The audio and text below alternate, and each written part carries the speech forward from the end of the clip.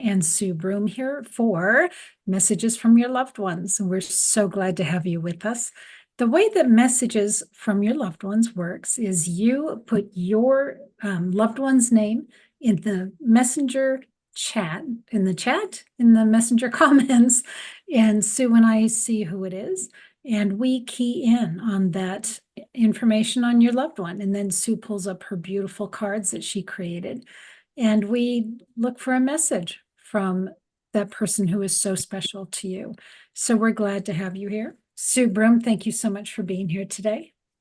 Oh, I am super excited. I always love our time together, Miss Ruth, and I know this is a special time for us coming together and for the loved ones of so many. Yeah, well, thank you. I'm just looking at the chat, hoping that it'll work. Hey, Sue, would you do me a favor so I can test it? Could Mhm. you're going to get feedback when you do this, I know, but if you could go to Facebook and put a message in the chat, because this is saying I don't have Wi-Fi, which is not true. So I just went to Enlightened World Network and just put hello everyone.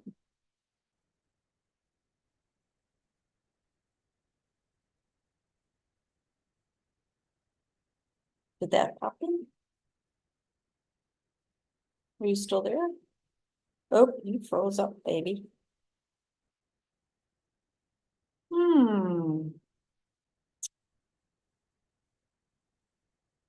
Are you back? I wonder if you are refreshing my screen. I don't know if people are seeing me. Oh, all right. Close out.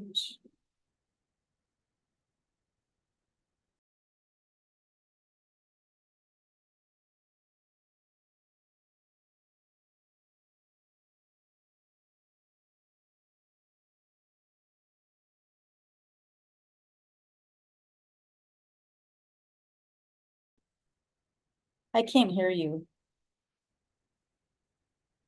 No, you can't. What was that? Somebody trying to get our attention? No.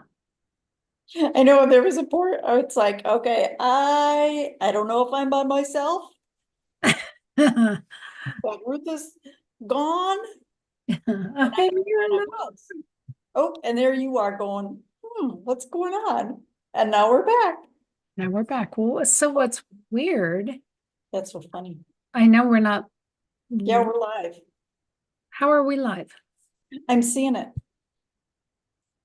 Oh, wait, maybe we aren't. Oh, I guess that is from before.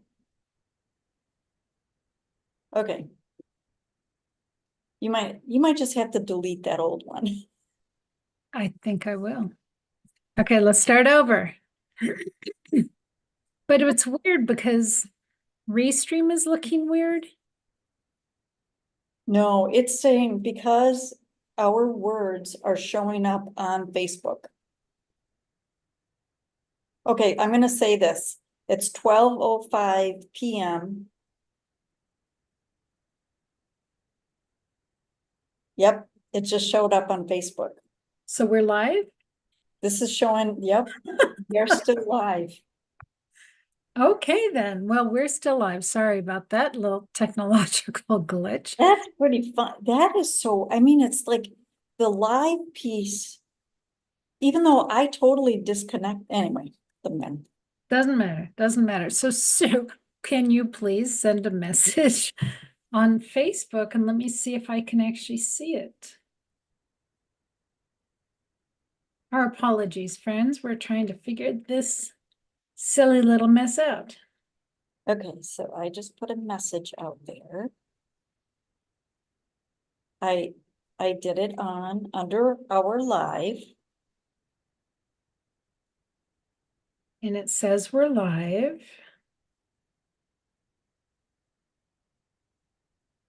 So I see on this that you sent me a message, but I'm not getting it on Restream. So, hi, friends. I'm so glad you're here with us. So we do have some friends that are here watching with us on Facebook. And to those friends, welcome. Your names look new to me, so I don't know that you've ever joined us before. If you would like to receive a message from a loved one that you have loved and lost, that they've passed on, please put that comment in Facebook and we'll be able to see it.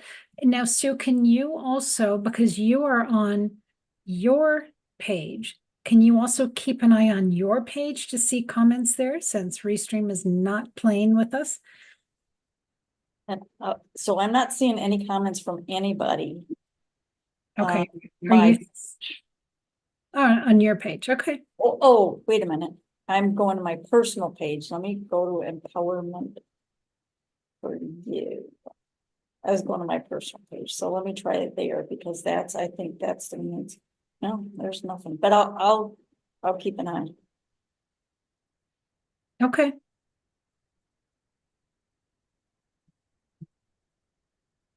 All right. So, friends, again, if you would like to receive a message from somebody you've done lost, please put the message in Facebook in the comments section. So I was saying before we really interrupted with technology that before we go on, we listen in to spirit and ask for topics that we should talk about. We know that this show is about loss, it's about transitioning, it's about grieving. And when I asked today what we were to talk about, it was something different. And today they wanted us to talk about living and what it is to be truly living your life and not just waiting for either your end or somebody else's end of life to come. So there's a country western song called Live Like You Are Dying. And they had me look up the lyrics, and I can't say them online because they're copyrighted, but it is about embracing life and living your life as if you know it's going to come to an end and you really just want to savor the moment and you want to savor relationships and savor those beautiful things that you enjoy, whether it's getting out in nature or spending time with somebody that you love. So they're asking us to please live like we're aware that we're going to be dying because we all do. That's right. Yeah. Hi, Julianne. I can see Julianne now on mine. Can you see her on yours? No. Okay. She's saying hello. So, Sue, thoughts on living like you're dying?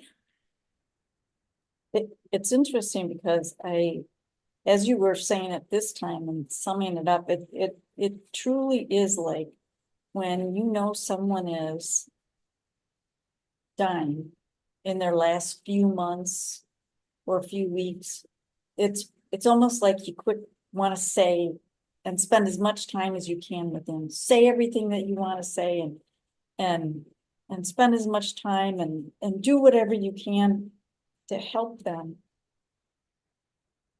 And yet, why don't we do that all the time?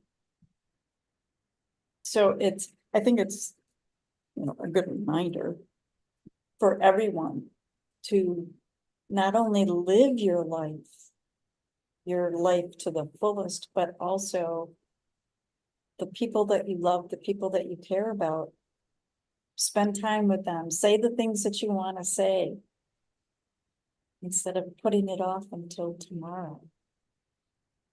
Well, sometimes you don't get tomorrow. That's right. You just don't get that opportunity to say those things that you wanted to say. One of the things they wanted us to talk about was living our lives without regrets. Now, those regrets can come in so many forms. And sometimes it is that we saw somebody pass on and we didn't get to say those things. And other times it's that we didn't fully live our life, perhaps in the way that we thought we would, or that maybe our soul intended us to. So living your life without regrets. And Sue, I can tell you that's one of the reasons that I moved back to Colorado when I was 30, because I wanted to be with my parents as they aged and as they got older. And it was so important to me that when they died to not have regrets. And I can tell you, I was so grateful to be here with them while they were sick and while they were dying, and no regrets whatsoever. Yeah. It is, people that do take time to spend the time with someone. It sounds very strange, I'm gonna go spend time with, someone who, like, what is that movie? Is it Beaches? With, Bet, Bette Bet, Midler. yeah, and I can't remember who the other woman is. And she dies of cancer, but she goes and they spend time at the beach. Just to spend time together and enjoy like savor the last time. And yeah, I don't know. Can you see Julianne's message that I I just, do. okay, Yes. And Julianne said, but the conversation never ends. It goes on far beyond this life. Yeah. Yes, yes, yes. And yes, to savor the here and now. mhm, Yeah. yeah, it's, I think about when my dad was really sick because I did spend, I, it was a different situation in that his wife wasn't very nice. And so I would go to the hospital really early in the morning to see him when she wasn't around. So we could talk and spend time together, but yeah, that was a very different, very different situation. Well, you weren't that old when that happened either, right? Um, I was in my mid-20s. No, that's not that old. No, it is not. No, but I was grateful that she was in his life because she did take care of a lot of things. I mean, with him being sick and, going in and out of the hospital and chemo and all that stuff. But yeah, she was just not very nice to us kids. But you got that time with your dad. Yes, because I took the time. I took the time. Whereas I know that my brother didn't. The one that passed away, the one that went um up in a rocket. Steve that went up in a rocket a few years ago. So he did not get the time with your dad. And I think he was too angry anyway. And that in and of itself, when someone is transitioning, when we are so angry, and sometimes we don't know why we're so angry, because we think it's because of something that happened years ago, but deep down, there's also the anger that they're leaving us. And people they don't make the connection maybe until years and years later, and I don't think Steve ever made that connection. But yeah, so going back to the no regrets, they're also bringing the forgiveness of the time. Maybe there are things that you have been estranged from a loved one, and take care of those. I mean, go through the forgiveness or just set it aside. And it's like, you know what? I'm gonna let them know that I love them and that, care about them and that they were in my life. What comes to mind is the timing of someone's death. And I know that there are times that we go, I don't know what they're holding on for, but they just keep staying around. And I know with my own father, we've talked about this before, Sue, the healing that took place during the last 4 hours of his life were life-changing. It was totally life-changing for my sister and for me. And had he left the week before, I don't know that we would have gotten that life-changing opportunity. Yeah. As exhausting as that all can be. Julianne said, I was a primary caregiver for both of my elderly grandparents, and I was exhausted. It does take a lot. I mean, from not only the physical, but the emotional exhaustion. Yeah.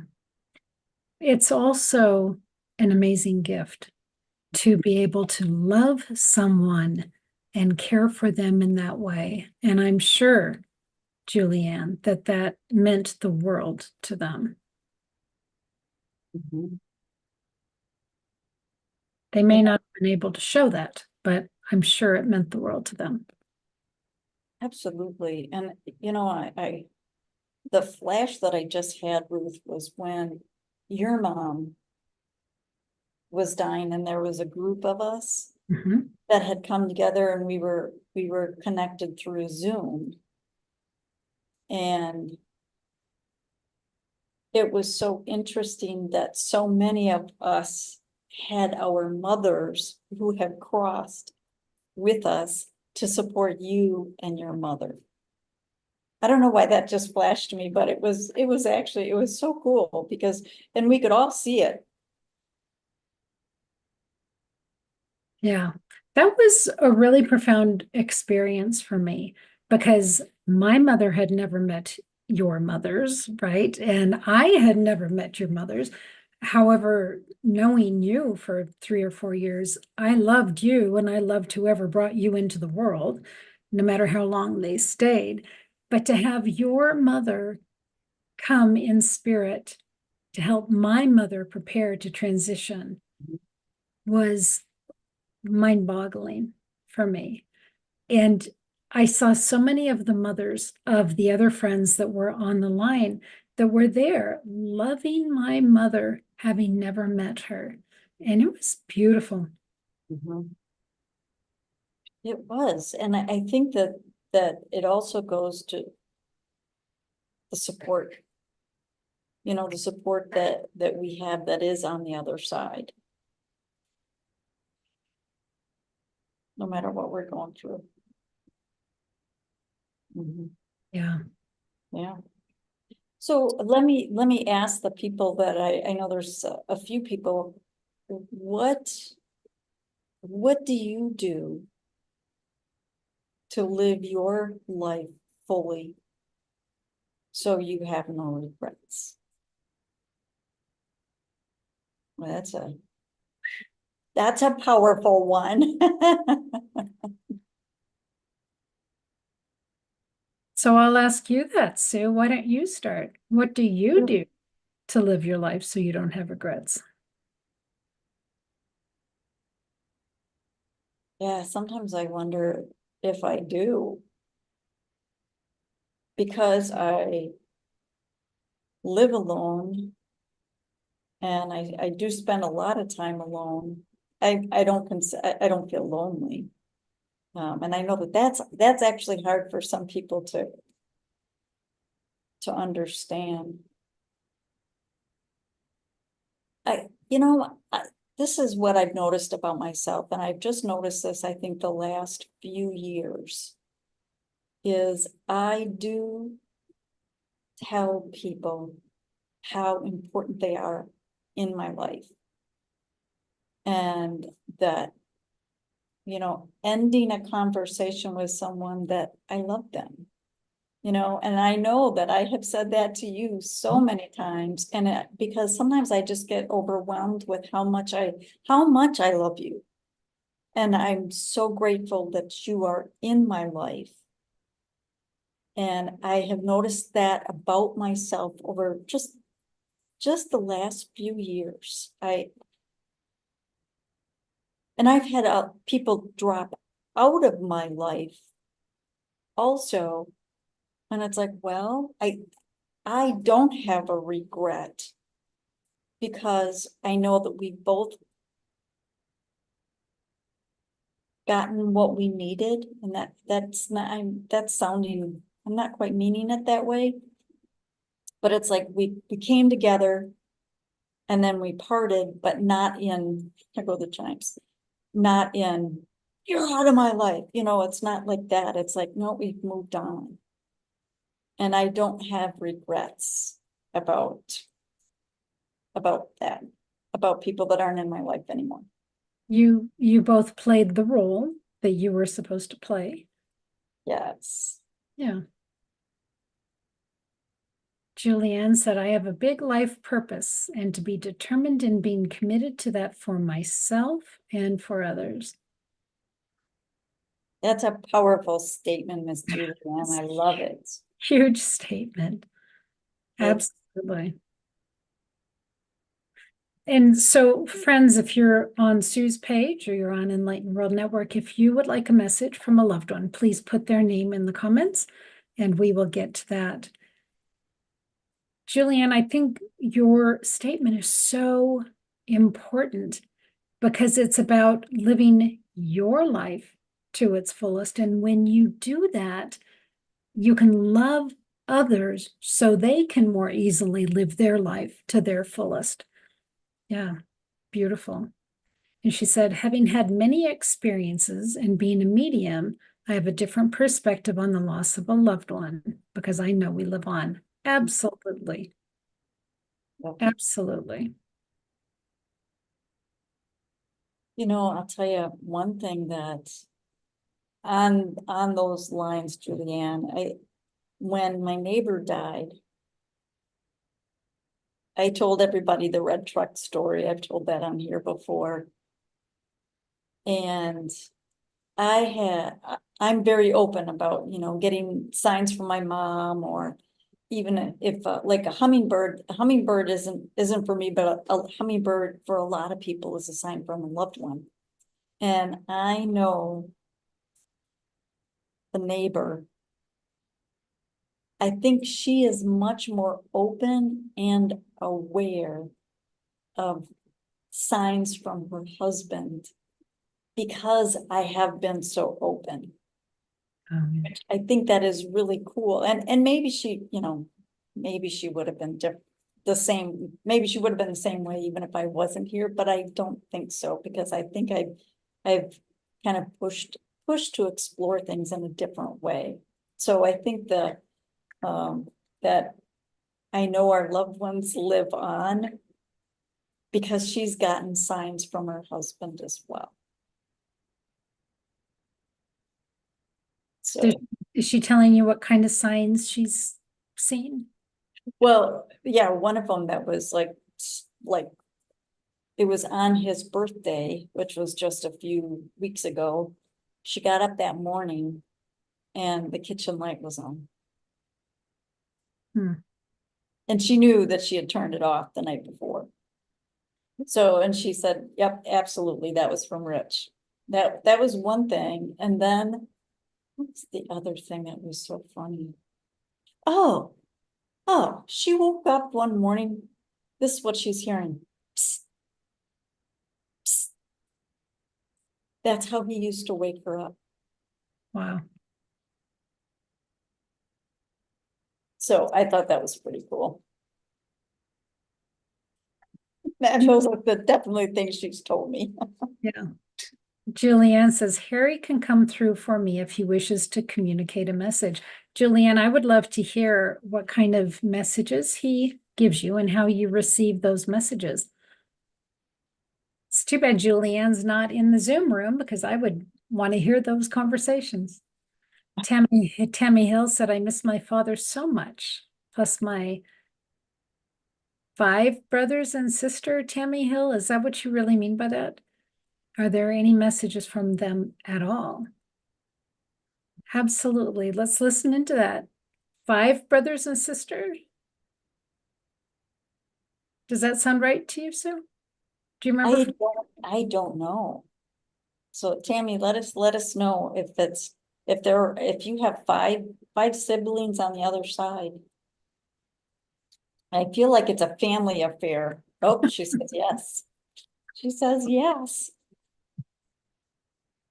Hmm. All right, so let me get this. Hopefully my typing isn't annoying you because as you guys, whoops.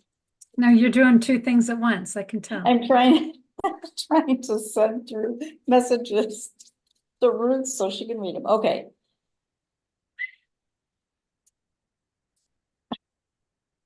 Miss Tammy Hill, we're doing a family affair. You know, and it's funny because even as I say that, what I keep saying is like and it is time for summer picnics and things. We always had family reunions at a park, on a lake. And everybody, bring a dish to pass. So that's what I'm seeing, Miss Tammy. So I don't know if that's the kind that you had or if that's just my memory coming through.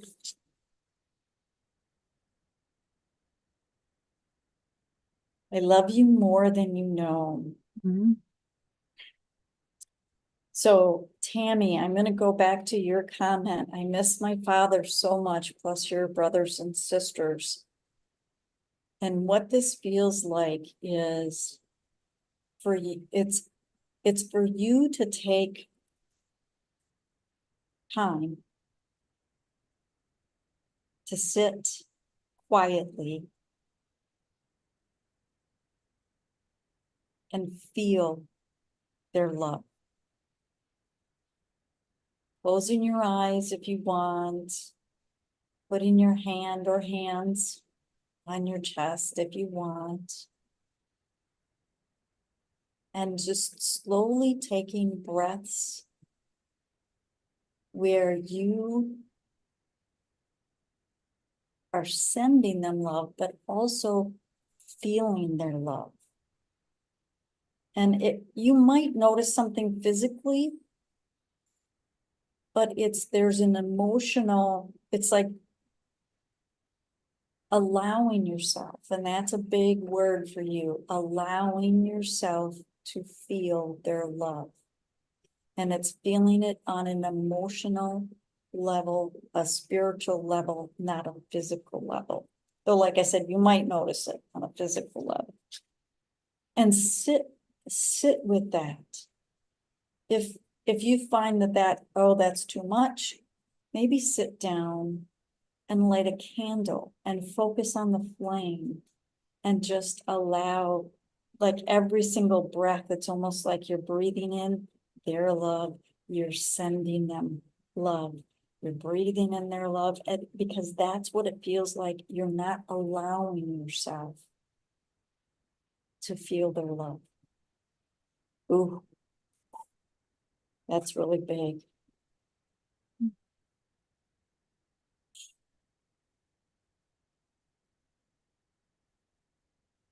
Tammy, what I was saying, it almost reminds me of like a Hollywood backdrop. Now, I do believe that when we're on the other side, we can create whatever backdrop, whatever place we want to have. If they want to go fishing, they can go fishing. If they want to sing in a choir, there's a choir that they can sing in. I mean, they're creating what it is that they want. And I also believe that they're creating who they want to be with, and that they can be preparing a place for us. And what I'm seeing, it is looking like it belongs in a Western movie. Like they're sitting around the campfire, like there's beautiful valleys nearby and stream for fishing, and they are sitting around talking, and they're talking about you. And it's remembering the things that you all had done together. And they're preparing a place for you, whether you want to be with them when you pass or not. But it's beautiful. There's so much love. It's a respectful love. It's a reverential love, but so much love for you with them. And so, Sue, are you feeling that Tammy can't quite let the love in, or maybe it's too painful to let down the guard? What are your thoughts?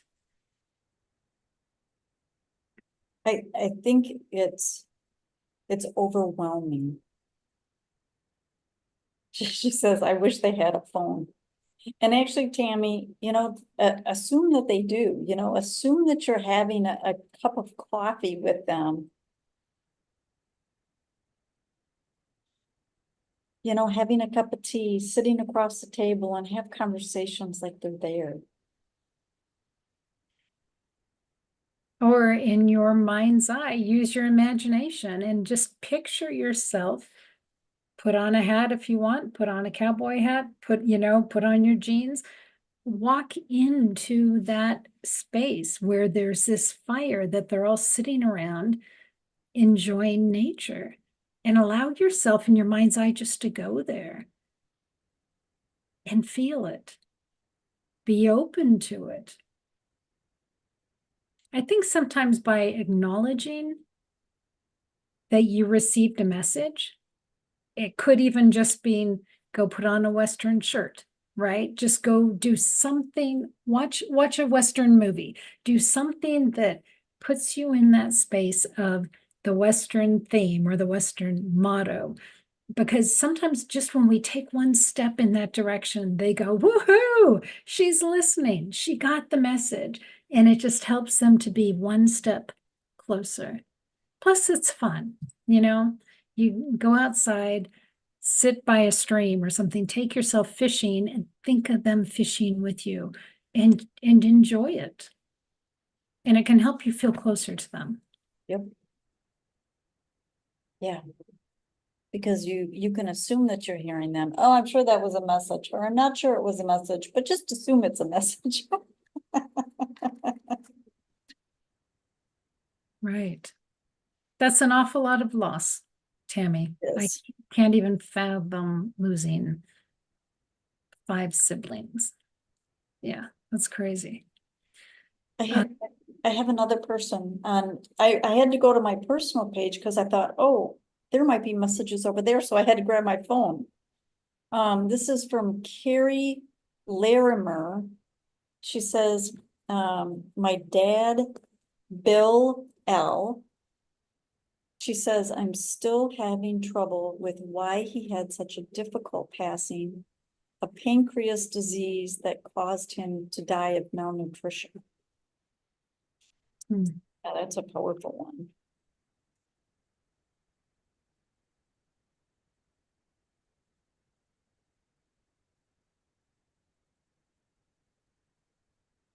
I'm gonna have you go first on this one, Ruth. I know we don't usually do that, but I am this time as I'm shuffling. Okay, I'm just going to sit with your dad for just a minute.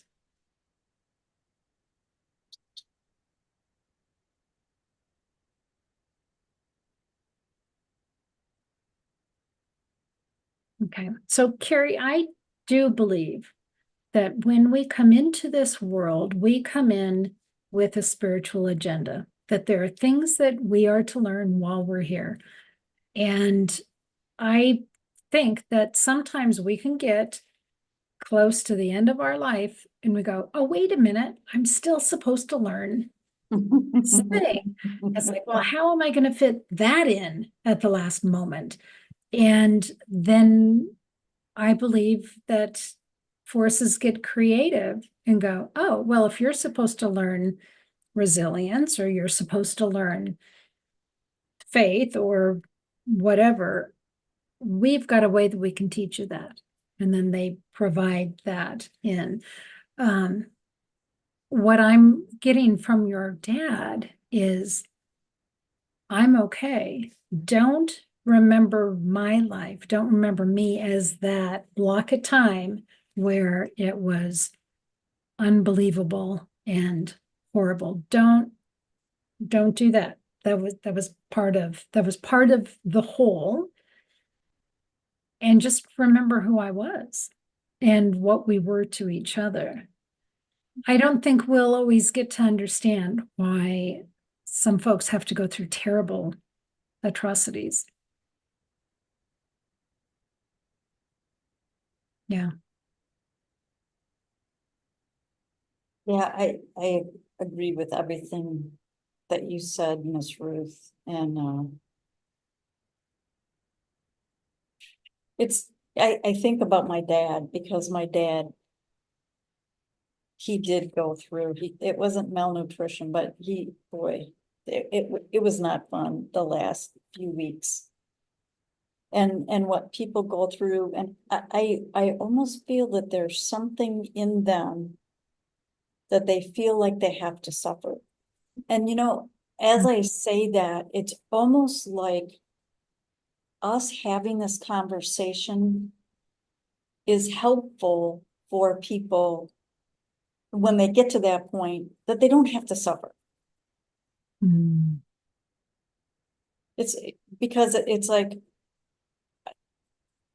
because we saw someone else suffer from a disease does not mean we have to suffer from that disease if it were to come to us. Does that make sense, what I'm saying? Mhm. Let's see the card that I pulled. There is a healing of our hearts. And I think for you, Carrie, what this feels like for me is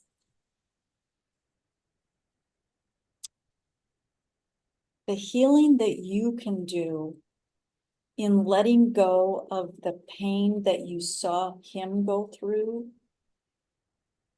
will help both of you with the love connection and the healing that you both need.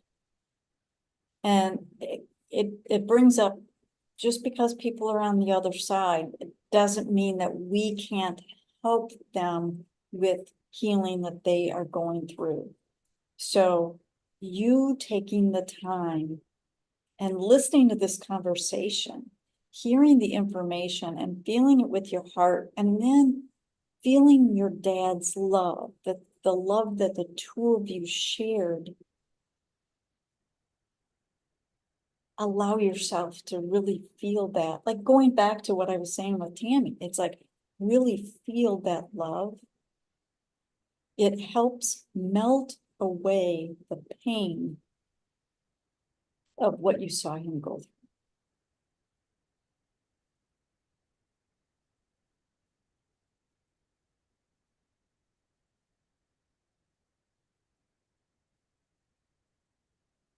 It's like if somebody has been, and I'm just going to use the term in jail. I don't know why I'm using that term.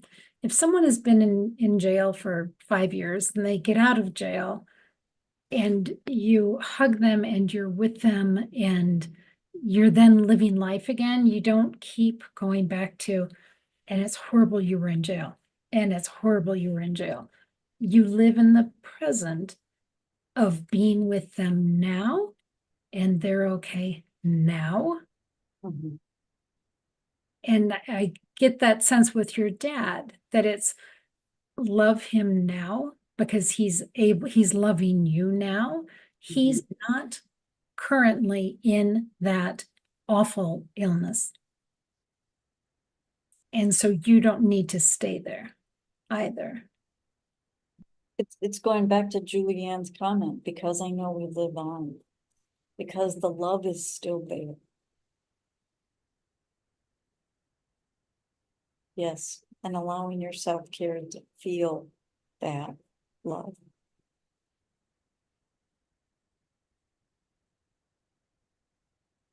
So do you feel your parents' love from time to time? You feel their presence? You feel their love? I do. And for me, sometimes I almost feel like it's a little game that I get messages. And the way that I get most of my messages really is through numbers, mostly. But there's always, and especially my mom, there's always in the morning. If I happen to notice the time and it's 6:14 or 6:42, I always go to thank you for having a cup of coffee with me. And just having, that intimate conversation with someone that you really care about. That's how it feels to me. My sister and I had a situation yesterday. We go out to the nurseries and buy plants to put in our gardens. And the last couple times we have been looking for a peace rose because my mother used to have peace roses. And a peace rose is white with just a hint of pink and a little hint of purple, yellow, and smells divine, absolutely divine. And we couldn't find them. I mean, we've gone from nursery to nursery, could not find them. And yesterday we finally found peace roses and we both had to get one. And we both brought home a peace rose so we could have a memory of mom in the garden. So, they just comes through in little bits, but also creating those opportunities to think of your loved ones too. We didn't have to be looking for peace roses, but we wanted some symbol of her love for us. Well, and that right there is, I love that statement because it's like, well, I don't know if she liked that. I don't know if she liked that. I don't know. It's like, you know what? Just say, hey, this is going to be our symbol from now on. Because maybe it is something it's like, oh, I don't know what her favorite color was. I don't know what. So I'm just going to say, you know what? Every time I see this color, I'm going to think of you. Actually, there are a couple. Actually, it's this blue and this purple remind me of my mom because of a skirt that she had with those two colors and it was full of butterflies. Aw, beautiful. But yeah. Yeah. Tammy shared a couple thoughts. She was coming in the house last week and felt someone tap her shoulder, and it was just her and nobody else was there. Hmm. I want to ask him to do something less scary. She said he flickers the lights. He has messed with my ex-husband's radio volume and channels. He's knocked on my door too. Sometimes during the night, I wake up thinking about them, and before you know it, I have tears coming down my face. Yeah, Tammy, I totally get that. And Tammy, I think our loved ones come and visit us in night as well. Sue, can you talk about that? When I know sometimes I have had such incredibly vivid dreams of a loved one, but that has passed. But what's fascinating to me, in my dreams, they never talk. Have you had visits from someone that you have loved in your dreams? Nope. No, you haven't. No, but my brother Steve did. He had my grandma Lindy, which was my mom's mom, in a dream. And it was actually, he had two of them. He had one with my brother Chris too. But I have not ever had one. Well, it's been fascinating to me when I have had it because, like, let's say if the dream is that some of us are sitting around the table, that person that I have loved and passed is sitting right at the table with us, but isn't talking. And I will wake up in tears too, Tammy. So I totally get that because it feels so real, like they're right there, right with me. But I just want to hear their voice again. Yeah. Yeah. And for those of you that do have recordings of your loved ones, cherish them.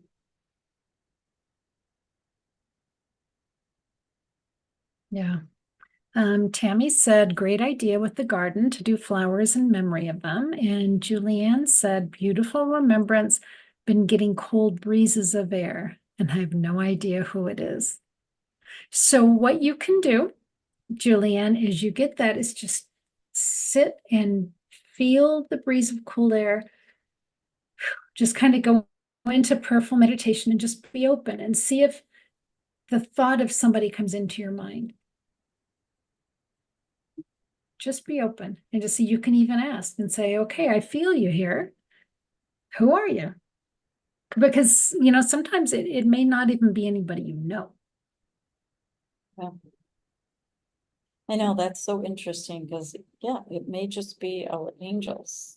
It may be spirit saying, hey, I'm just giving you a hug because I love you. I remember one time I was at the Alamo and I was walking through, it was like a Barnes and Noble or something. And I walked through and one part of the store was frigid. I mean, freezing. And I said to the person working there, I said, man, your air conditioner is working overtime right here. She said, oh, no, that's not the air conditioning. She said, you're at the Alamo. And I mean, it was a bloody, battlefield. And she said, people come in here and they feel that all the time. So it wasn't even anybody I knew, but man, it was real. The one experience that I've had in a couple different places is one of them, it's in this little shop. It's like a museum at the back of or a building that's beside this pie place between here and up north. And I walked in and I felt like I was just being crushed. And I said, I was with a friend of mine, it's like, yeah, I'll meet you outside. I can't be in here. And there was one other place. And this was up in, oh, what is the name of that town? There's a ghost town. It's a mining town. It's up by, not too far from Prescott Valley in Sedona. Can't think of the name of it now. And it was another place. I walked in and it was like, I just felt this, and it's just this crushing feeling that's how it felt to me. It's like, yeah, I'll meet you outside. But it's a ghost town. This is a place where a friend of mine and I went with those apps that can read energy and you get words, and we're sitting at the haunted hamburger eating supper, asking questions and getting responses. That's so funny. So, and you go, okay, you stay here. You stay here. Tammy Hill said, I had one time before going to sleep, I felt like a cold breeze near my right ear at 11 o'clock at night. I really do think there's not that much difference, not that much space between the two realms. In different times they say the veil is thin at certain times, and I do believe that. Yeah. And Julianne talking about her team is helping. And I love that because it's like you set up your team and what, okay, I'll just use what I use for my team, Archangel Michael always, and Jesus. And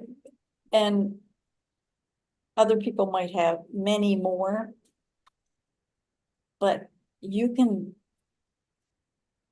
ask them to help you recognize. So Tammy, it's like, I don't know who it was, but you can ask your team. So pick an archangel, and it doesn't matter, or ask your guardian angel. Well, help me decipher who this might be. Or ask your loved one. It's like, can you speak a little louder? Be a little more obvious about what you're sending me. You can always ask. Which I think is good to know. Yeah, so we just have a couple minutes. I'll finish my words here with a story. we had moved into a rental house, which we thought was going to be about 3 months. It ended up being a year. And I was preparing the house before my family moved in.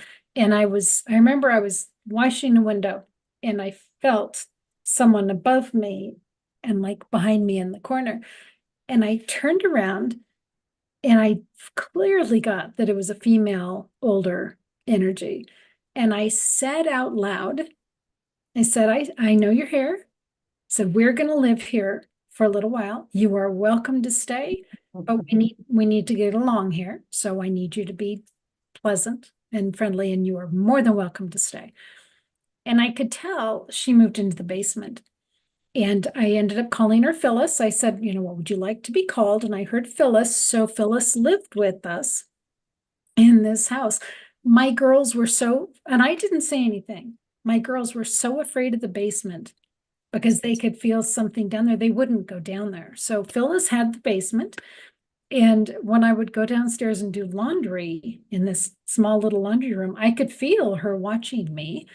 And we had our furniture in there, and it was all crammed into this one room. We called it the church because it was just rows of chairs.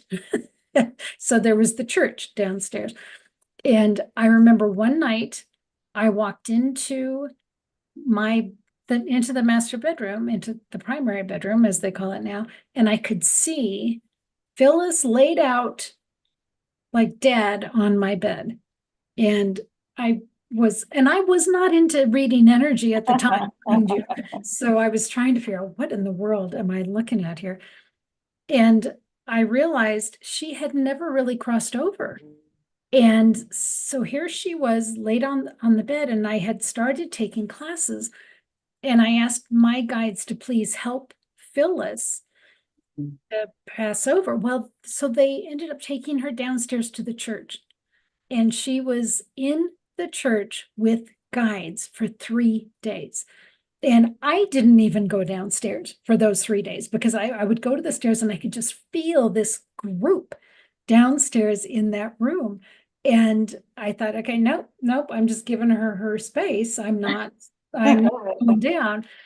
And after 3 days, I felt it lift. And I walked back into the bedroom and I heard her say, thank you. Mm. And so we never know who it is that we're experiencing and if they need help, if they need support in helping move on. So that's my Phyllis story. It's funny. The only, like, I don't know who it was. I did get a name a long time ago, but I don't remember now. When I first moved in this house, there's, those touch lamps. I had one in the second bedroom, which I'm rarely in because it's like a office that I don't ever use, but the light would come on. And it just happened, a couple times, and I can't remember. I got a name, and it was a man. I don't think it was the name of the guy that used to be the owner here.